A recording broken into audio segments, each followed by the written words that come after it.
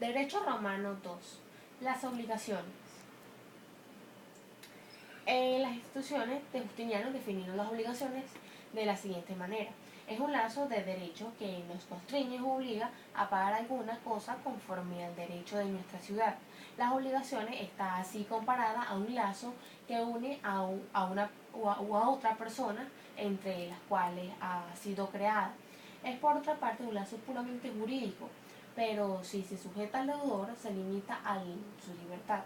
No debemos de sacar de ahí la conclusión de que sea una molestia en la sociedad. El hombre no puede bastarse a sí mismo, tiene necesidades de la industria, de la actividad de sus semejantes. Es por medio de las obligaciones por lo que obtiene y por lo que da por sí mismo servicios recíprocos. Cuando más se civiliza una nación, más se desenvuelve en ella el derecho de las obligaciones, de donde surge la importancia del capital de esta materia, que no ha cesado de perfeccionarse desde los orígenes de Roma hasta nuestros días. Elementos de las obligaciones. Sujetos, sujeto activo o acreedor, sujeto pasivo o deudor. El sujeto activo o acreedor que tiene derecho a la conducta del sujeto pasivo o deudor que tiene derecho jurídico de cumplir con ella. Es un derecho subjetivo, implica un facultamiento de conducta.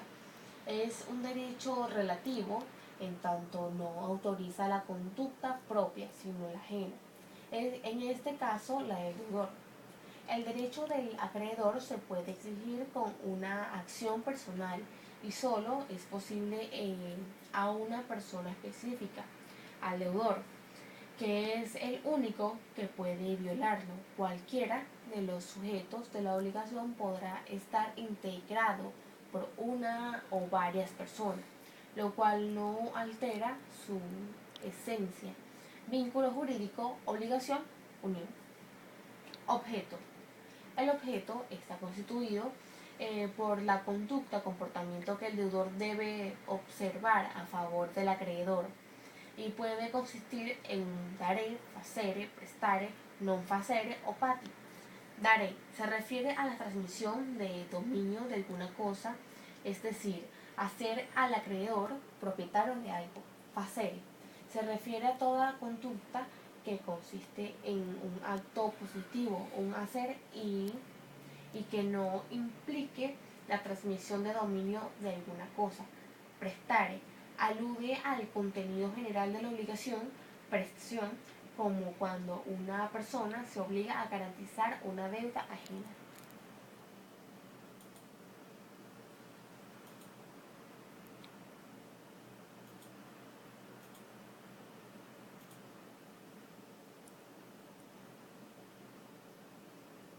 La obligación crea un lazo, una liga vínculo que presupone por lo menos dos sujetos, uno activo y otro pasivo.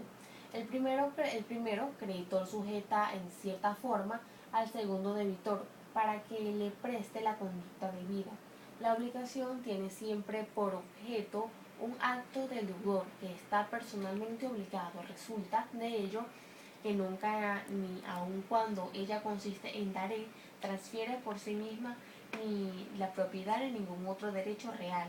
El deudor está obligado solamente a efectuar esa transferencia por medio de los modos especiales creados para este efecto.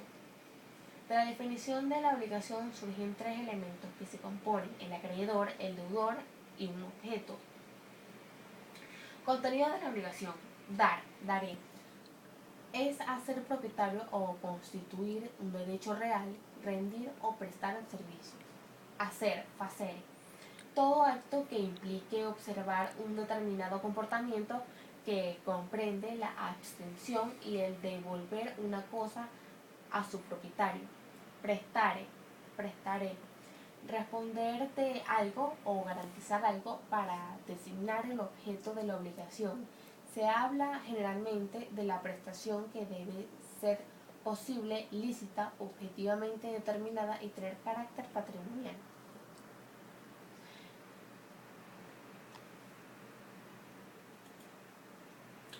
Fuentes de las obligaciones. Las dos principales fuentes de las obligaciones en el derecho romano son los contratos, los delitos, las de las obligaciones, nacen o de un contrato, de un delito o de figuras variadas de esas causas. Gallo nos habla en el digesto de las obligaciones que nacen de un cuasi delito y de un cuasi contrato. El contrato es el acuerdo de dos o más personas con el fin de constituir una relación obligatoria reconocida por la ley. En el derecho romano, no todo acuerdo de voluntades se tipifica como contrato, sino solo los convenios a los que la ley les atribuía el efecto de hacer nacer obligaciones civilmente exigibles. En el derecho romano, más que una definición, existía una lista de contratos. Elementos del contrato: consentimiento, capacidad y objeto. El consentimiento es el acuerdo de dos o varias personas que se entienden para producir un efecto jurídico determinado. Este acuerdo es base de todo contrato. No existe consentimiento cuando las partes han cometido un error, tal que en la realidad no están de acuerdo con la obligación. Los romanos consideraban que existía un error cuando las partes se engañaban sobre el objeto del contrato. El error también podía presentarse en la sustancia misma de la cosa. Ejemplo, cuando se toma un lingote de cobre por uno de oro o vinagre por vino. Capacidad de las partes. Para que el contrato sea válido es preciso que esté hecho entre personas capaces. El infante no pueden contratar porque no tienen voluntad, porque no pueden consistir. Debe ser posible. La imposibilidad de llevar a cabo un hecho puede ser natural, así imposible la datio de una cosa que no puede existir, como un esclavo que ha muerto. Una puede comprometerse válidamente a suministrar una cosa futura como tal que existe en el momento de la ejecución de la obligación. Por ejemplo, la cosecha que producirá tal campo o el niño que nazca de un esclavo.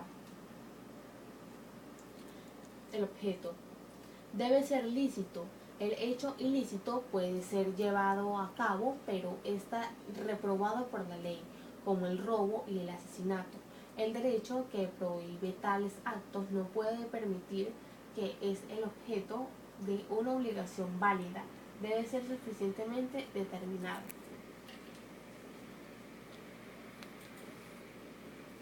Clases de contrato. Contratos verbales. Consisten principalmente en el pronunciamiento de la palabra solemne. Se formalizaba mediante una pregunta y una respuesta. Estipulato.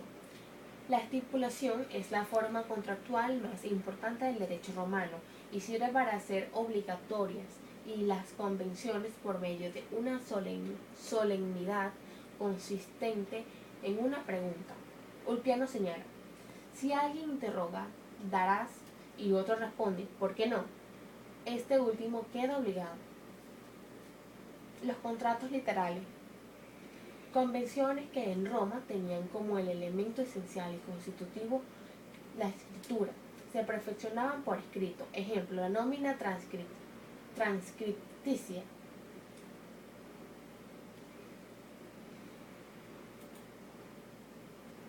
Los contratos reales. El elemento esencial de los contratos reales fue la realización de un hecho positivo que consistía en la entrega de una cosa a uno de los contrayentes con la obligación de de restituirla en el tiempo convenido. Se perfeccionaban por la entrega o tradición de la cosa. Clases de contratos reales.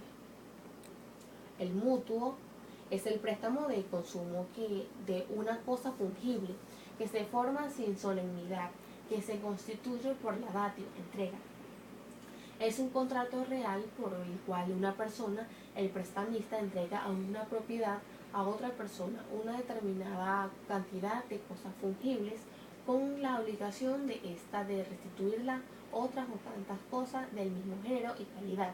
Eran objetos de mutuo los cereales, el vino, el aceite, entre otros. El depósito es la convención por la cual una persona, el depositante, entregaba una cosa mueble a otra. El depositario para que la custodiase gratuitamente y la devolviese al primer requerimiento. Consistía en la datio de la cosa sin que implicara transmisión de la propiedad, sino simple detención. El depositario tenía que abstenerse de usar la cosa objeto de depósito. El comodato es el contrato real por el cual una persona, el comodante, entregaba a otra, el comodatario, una cosa no consumible, mueble o inmueble, para que la usara gratuitamente y después la restituyera en el tiempo y modo convenido. Los romanos también lo llamaban préstamo de uso. El comodato creaba desde su nacimiento obligaciones y responsabilidades para el comodatario, quien debía usar la cosa de acuerdo a su naturaleza o destino, o de conformidad con expresamente convenido. El comodatario estaba obligado a devolver la misma cosa dada a préstamo en el plazo fijado.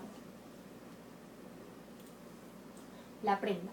La prenda se constituye por una deuda propia o ajena, con la obligación de quien la reciba de conservarla y restituirla cuando el crédito hubiera sido satisfecho. El elemento constitutivo era la datio que transfería la posesión. Los contratos consensuales. Las convenciones que se perfeccionaban por el marco consentimiento de las partes, aquella para cuya validez era suficiente la sola voluntad de los contrayentes, con independencia de la firme en que esa voluntad se manifestara, integraban en Roma la categoría de los contratos consensuales. El solo consentimiento para constituir contratos fue reconocido para los siguientes contratos: compraventa, la colocación o arrendamiento, la sociedad, un mandato.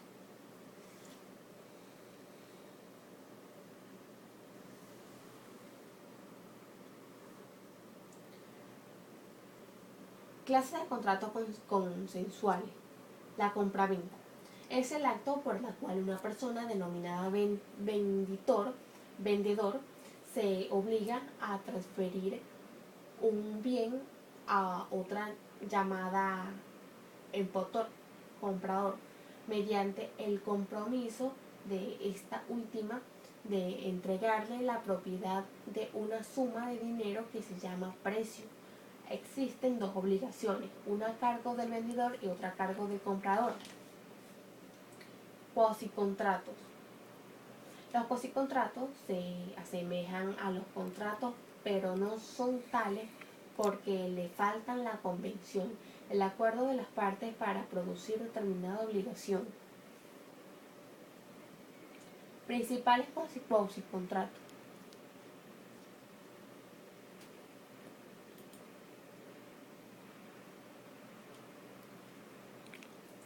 Gestión de negocio. En un inicio se dieron por edicto del pretor. Fue una acción de buena fe y supone un acto material, como por ejemplo la reparación de un muro de la propiedad del ausente, la extinción de un incendio o un acto jurídico o la defensa de un proceso intentado contra otro. Son actos realizados sin acuerdo con la parte quien se beneficia. Indivisión. La comunidad de bienes que sea por herencia y sin pacto de sociedad establece entre los propietarios relaciones obligatorias entre ellos.